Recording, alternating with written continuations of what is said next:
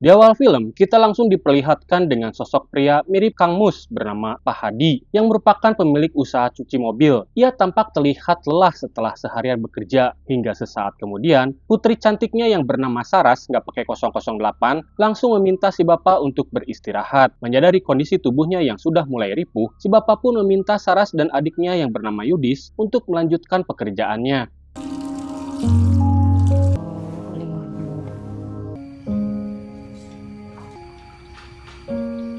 Singkat waktu pada keesokan harinya, Saras yang merasa khawatir dengan kondisi bapaknya yang semakin ripuh, ia mengajaknya untuk pergi ke mantri di puskesmas. Akan tetapi, si bapak malah meminta Saras untuk menabung uangnya saja. Terlebih setelah beberapa usahanya bangkrut, Pak Hadi hanya bisa mewarisi usaha setim mobil saja karena ia merasa khawatir jika anak-anaknya kelak hidup belangsak. Semua usaha bapak bangkrut, tinggal sisa cucian mobiliku sing bisa bapak warisi. Lalu saat si bungsu Yudis Kobo Junior datang, tiba-tiba saja si bapak memberi wasiat pada kedua anaknya ini, yang dimana jika suatu saat nanti dirinya meninggal, ia meminta Saras dan Yudis untuk memakamkannya di Lamongan, yang merupakan tempat kampung halamannya. Meskipun heran dengan ucapan sang bapak, mereka tidak ambil pusing dan langsung cus pamit untuk bekerja di setim mobil, meski kini tidak seramai dulu. Iya mau nyuci tapi ini bukanya masih lama toh mbak? Khusus hari ini 24 jam mbak. Siang berganti malam, Pak Hadi yang baru saja pulang dari warung, seketika heran saat melihat lampu di setiap ruangan tiba-tiba menyala sendiri. Lalu sesaat kemudian, Pak Hadi dikagetkan dengan penampakan sesosok jurik dengan mata menyala. Saking rewasnya, Pak Hadi sampai nubruk bupet hingga sebuah buku Yasin pun terjatuh. Lalu Pak Hadi mendengar suara misterius yang mengatakan jika malam ini umurnya sudah habis. Bos ya? Iya mbak.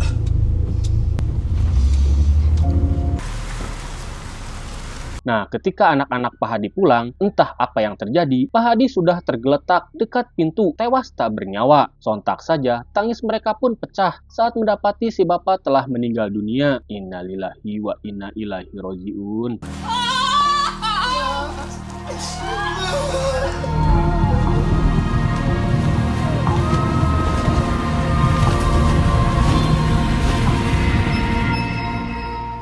Singkat waktu saat pelayat datang, Saras pun seakan tak percaya dengan kematian bapaknya yang begitu mendadak. Hingga di tengah kesedihan itu, Saras mengungkapkan penyesalannya karena tidak membawa si bapak untuk berobat ke puskesmas. Mendengar hal itu, Yudis yang tidak ingin kakaknya larut dalam kesedihan, meminta si kakak untuk mengikhlaskan kematian sang bapak. Tak lama kemudian, adik kandung Pak Hadi yang mirip John Wickwill bernama Pak Lestio datang melayat jasad kakaknya. Sing tenang mas, Saras Yudis aman karo aku mas.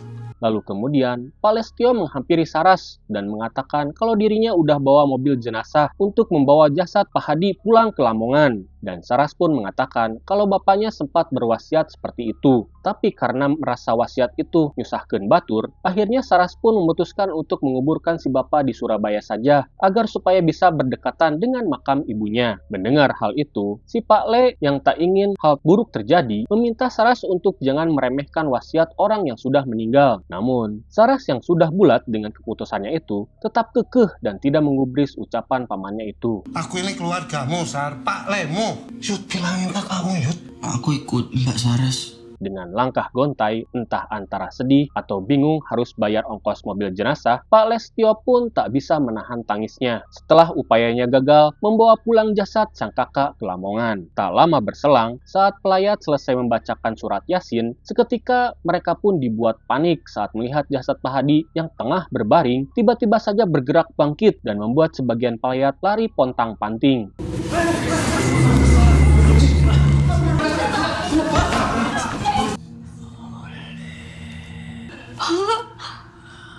Siji mati. Entah apa maksud dari ucapan si bapak, Saras dan Yudis pun ngabiri-gidik ngeri saat mendengar ucapan bapaknya ini. Lalu saat malam semakin larut, Saras pun dibuat shock saat melihat jasad bapaknya yang kebelet mudik ingin berjalan kaki menuju Lamongan. Bapak?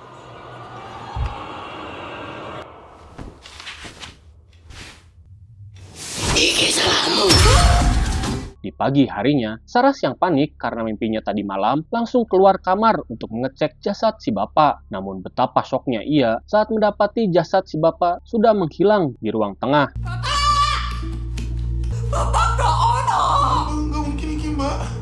Sementara di kampung, gadis cantik bernama Dia seketika syok saat melihat jasad Pak Hadi yang tiba-tiba tergeletak di halaman rumahnya dengan kain kafan yang kotor. Sementara itu, Saras yang panik bari cerik cirambai karena jasad bapaknya hilang berusaha ditenangkan oleh Yudis. Di tengah kebingungan itu, tiba-tiba Yudis mendapat telepon dari Dia dan seketika Yudis pun syok saat mendapat kabar jika saat ini jasad bapaknya sudah berada di Lamongan. Bersamaan dengan hal itu, Saras pun heran saat menemukan kembang kantil di bawah bantal jasad bapaknya. Nah, setelah mengetahui hal itu, mereka berdua pun bergegas pergi menuju Lamongan.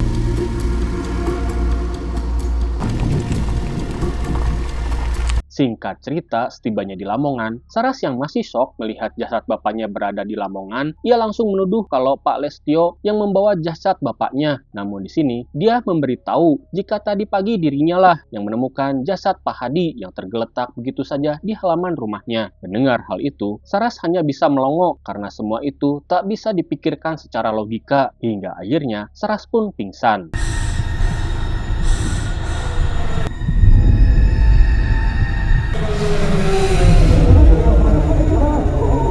Malam harinya, Saras akhirnya sadar dan diberikan air teh manis hangat oleh Yudis. Lalu setelah nyamanya terkumpul, Saras langsung ke dapur untuk membantu Bule Ambar, istrinya Pak Lestio, untuk acara tahlilan. Nah, saat Saras mengantar air minum, tiba-tiba ia mengalami kejadian aneh. Ia mendengar suara-suara dan tak lama kemudian, bagaikan sinetron Rahasia Ilahi, para pelayat dibuat ngabir-gidik ngeri saat melihat darah yang merembes dari jasad Pak Hadi.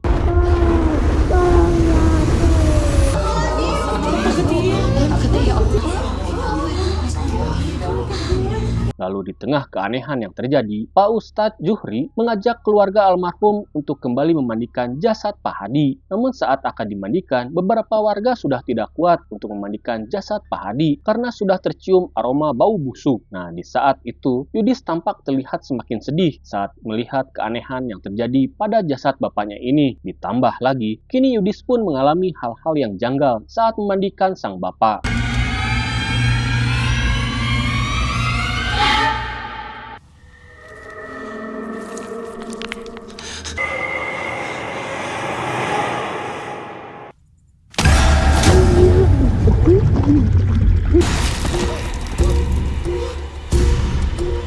Sementara itu di dalam rumah, Saras yang sedang mencuci piring mendengar suara si bapak yang memanggil namanya. Lalu tiba-tiba,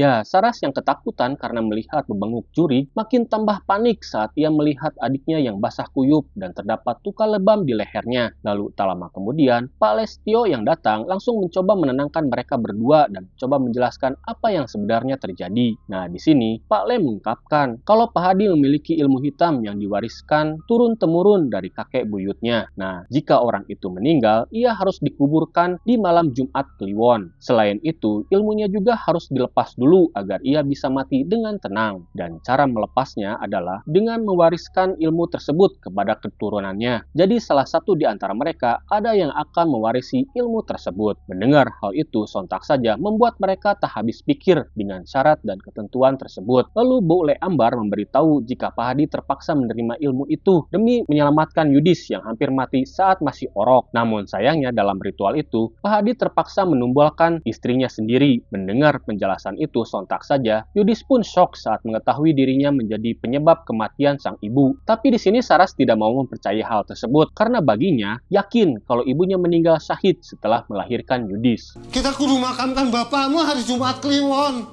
Buat kalian. Malam semakin larut. Nah, saat Saras sedang mengaji, ia tidak sengaja mendengar percakapan keluarga Pak Lestio yang berusaha menenangkan dia, yang ternyata ia mengidap penyakit neoleukemia. Di saat itu, mereka berusaha meyakinkan putrinya jika dia akan sembuh. Lantas, setelah mendengar hal tersebut, Saras kembali ke kamarnya untuk tidur. Namun baru saja ia memejamkan mata, ketika Saras mendengar suara gemuruh dari atap rumah. Lalu dari dalam lemari, keluarlah sosok bapaknya. Dan saat Saras membangunkan Yudis, ternyata Yudis, boleh!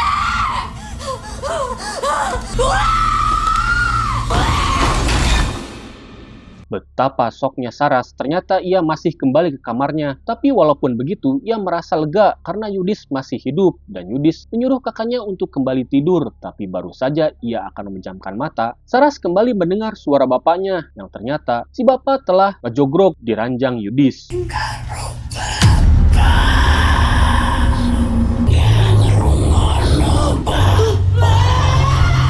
Namun lagi-lagi, ketika Saras ngeblecet lompat, ia tetap kembali ke kamar tersebut seperti diputar-putar. Lantas, Yudis yang melihat kakaknya ketakutan, meminta Saras untuk jangan berisik dan kembali tidur. Keesokan harinya, di tengah hujan deras, para warga pun bergegas memakamkan jasad Pak Hadi yang sempat tertunda selama 3 hari. Namun di tengah perjalanan, keanehan demi keanehan terus terjadi. Namun Saras meminta para warga untuk tetap segera menguburkan jasad bapaknya, apapun yang terjadi. Darah Pak Ustaz. Lu lo bercanda terus ketiin tuh. Mas, terus ke mas. Terus ke. Sesampainya di yang lahat, bagaikan sinetron aja, para warga dibuat ngabiri-gidik ngeri saat melihat tiang lahat Pak Hadi yang tiba-tiba saja longsor dan dipenuhi air. Karena kondisinya yang tidak memungkinkan, Pak Ustadz Zuhri terpaksa harus menunda lagi proses pemakaman tersebut. Udah 3 hari bersama bapak. Singkat waktu, malam pun poek. Tampak Saras, Yudis, dan Pak Ustadz saja yang mengaji dekat jasad Pak Hadi. Tak ada warga yang ikut mendoakannya, karena rumor pun beredar kalau Pak Hadi adalah penganut ilmu hitam. Jadi mereka tidak sudi untuk mendoakannya. Namun di sini, Pak Ustadz berusaha menguatkan hati Saras dan Yudis, serta menasihati mereka berdua untuk tetap mendoakan kedua orang tuanya. Terima kasih Gus menemani. Waduh, repot-repot lah. Salam buat ibu. Warga ngerti, bapakmu masih ngelmu. Makanya gak ada yang datang tahlil. Lalu setelah itu, Saras bersama paman dan bibinya yang akan membagikan besek pun berpencar dengan alasan agar lebih cepat membagikan kepada para warga. Apalagi di kampung, besek itu adalah sesuatu yang sangat wajib karena takut digibahin tetangga. Namun di sini, Saras bukannya pergi ke perkampungan, ia malah ngapur ke kebun bambu. Dan sudah kita pastikan, ia bakal bertemu dengan juri yang menampakkan diri.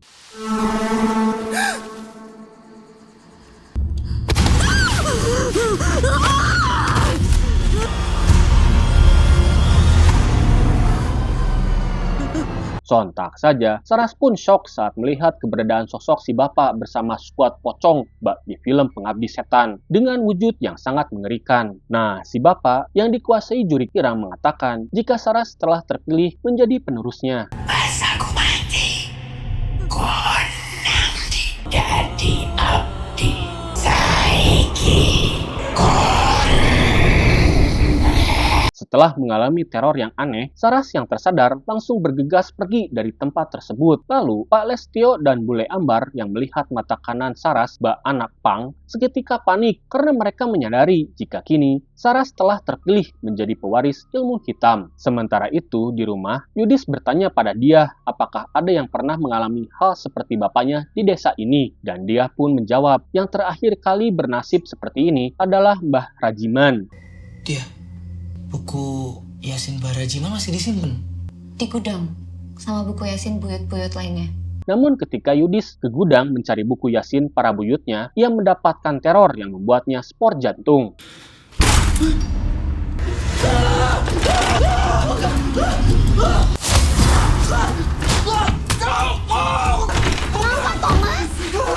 Sepulangnya ke rumah, Yudis langsung menarik kakaknya masuk ke kamar, lalu kemudian Yudis menunjukkan buku Yasin milik buyut mereka. Namun yang membuatnya heran, mereka semua tewas pada tanggal yang sama, yaitu di tanggal 14 Suro. Dan hal itu membuat Yudis kesal karena Pak Lestio tidak pernah menceritakan hal tersebut. Kemudian Yudis mengajak Saras untuk segera menguburkan jasad si bapak sesuai dengan rencana. Namun karena upahnya selalu gagal, Saras pun terpaksa mengikuti saran Pak Lestio untuk mematahkan dulu ilmu hitam yang bersemayam di tubuh bapaknya. Dan tak hanya itu saja, Saras pun menyalahkan Yudis. Kita ikutin wasiat bapak. Kita bakal makamno bapak secara tuntunan Islam.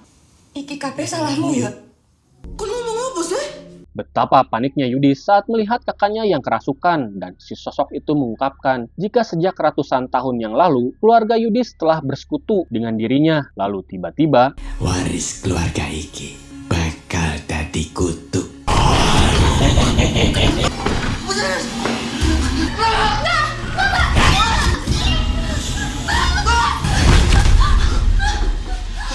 saat Saras pingsan, Pak Lestio yang datang langsung memindahkannya ke kasur. Bersamaan dengan hal itu, Yudis yang khawatir akan hal buruk terjadi yang bergegas pergi meminta bantuan Pak Ustadz. Namun, saat Yudis pergi, entah kenapa kini Saras terlihat terikat dan mukanya ditutupi oleh selimut putih. Ternyata, Pak Lestio tengah mempersiapkan ritual. Bahkan dia pun sempat meminta maaf pada Saras karena dirinya terpaksa melakukan hal ini agar bisa menyelamatkan dia yang sekarat karena penyakit leukemia. Mendengar hal itu, Saras yang panik langsung berteriak meminta tolong pada dia. Namun dia yang akan keluar menolong Saras, pintunya ditahan oleh ibunya dan mengungkapkan jika ritual yang mereka lakukan ini agar bisa menyembuhkan dia. Namun dia yang tak ingin kesembuhannya mengorbankan orang lain, dia pun memutuskan untuk kabur melalui jendela dan langsung minta bantuan. Sementara itu di sisi lain, Yudis yang bertemu Pak Ustadz langsung minta bantuannya untuk meruqyah Saras yang kerasukan. Di tengah perjalanan, Yudis sempat menunjukkan kembang kantil yang Yudis temukan di dekat jasad bapaknya. Pak Ustadz yang melihat hal itu langsung shock karena kembang kantil itu bisa untuk memanggil makhluk gaib, dan ia pun meyakini kalau ada yang memainkan jasad Pak Hadi. Gak ada lagi yang aneh-aneh.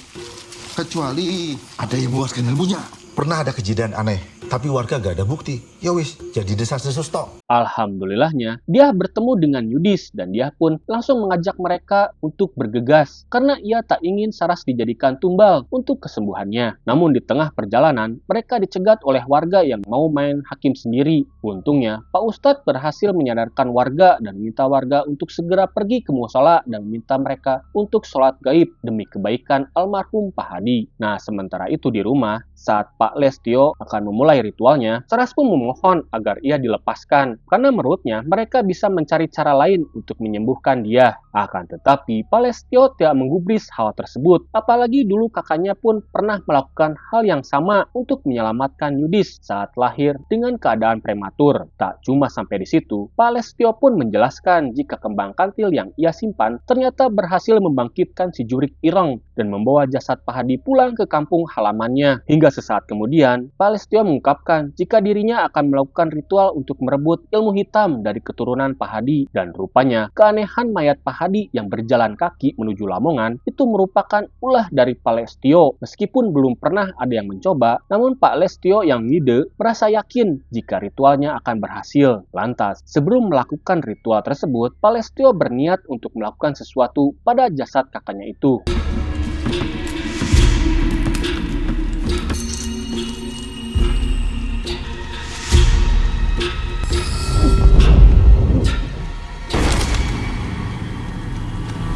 Setelah ngejeglak dan merasakan kekuatan ilmu tersebut, Pak Lestio yang tak ingin membuang waktu langsung berusaha menghabisi Saras agar kekuatan ilmunya semakin sempurna. Namun tanpa diduga, ia justru malah gagal menyerang Saras dan Pak Lestio pun tiba-tiba kerasukan dan secara tak sadar malah menyerang istrinya sendiri.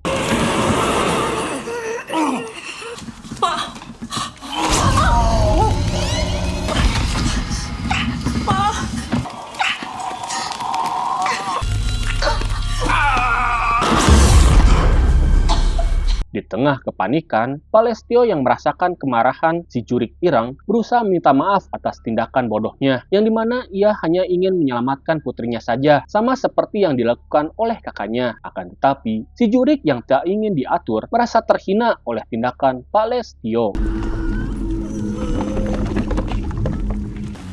semua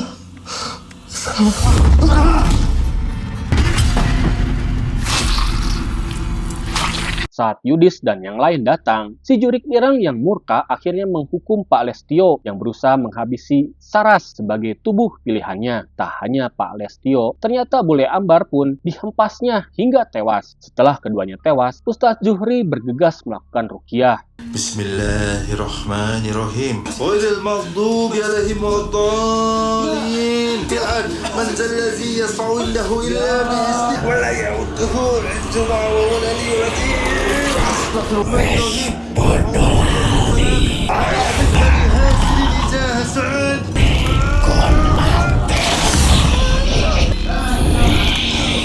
Allah Muhammadur Rasulullah.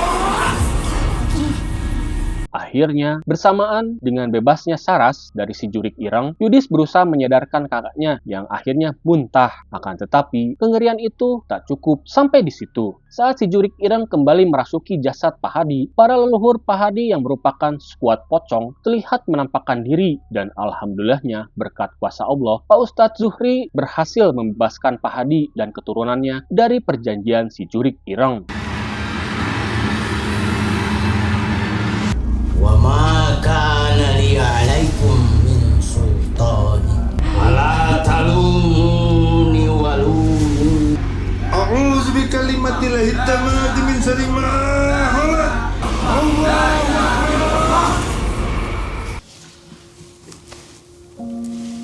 Sesaat kemudian, Pak Ustadz meminta Saras dan Yudis untuk membacakan syahadat dan menutup mata si bapak yang melotot. Keesokan harinya, para warga terlihat membantu Yudis untuk menguburkan jasad si bapak. Tak hanya Pak Hadi saja, selesai pemakaman, Saras pun terlihat berusaha menenangkan Diah yang kini telah menjadi yatim piatu.